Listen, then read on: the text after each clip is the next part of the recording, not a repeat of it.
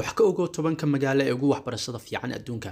London ayaa mar kale hoggaanka u haysa meelaha ugu fiican ee ardayda caalamka ee waxbarasho u doonan karaan, sida laga soo xigtay qiimeyntii ugu dambeysay ay samaysay shirkadda la talinta ee Britain ee QS ay ka samaysay magaalooyinka ardayda ee ugu wanaagsan 2023. Buenos Aires, caasimadda waddanka Argentine, ayaa noqotay magaalada ugu horeysa ee Latin America, waxayna qiimeyntan kaga jirtaa 23.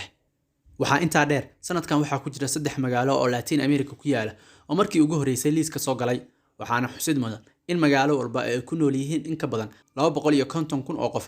waxaa ku yaala ugu yaraan 2 jaamacadood oo hore ugu jiray qiimeynta jaamacadaha ee shirkaddan samaysay. waxyaabaha kale ee qiimeynta lagu soo daray waxaa ka mid ah ardayda magaaladaas wax ka barata, inta qof ee caalamka kale ka timid, sida ay magaaladu u qaabisho dadyowga kala duwan.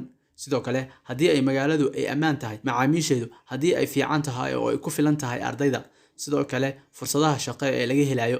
caasimadda UK ayaa ugu sarreysa liiska iyadoo la xusay in ay tahay mid dadyow kala duwan ay ku nool yihiin, ayna ardayda siinayso wax walba sida madaxafyo waaweyn iyo cunooyin kala duwan.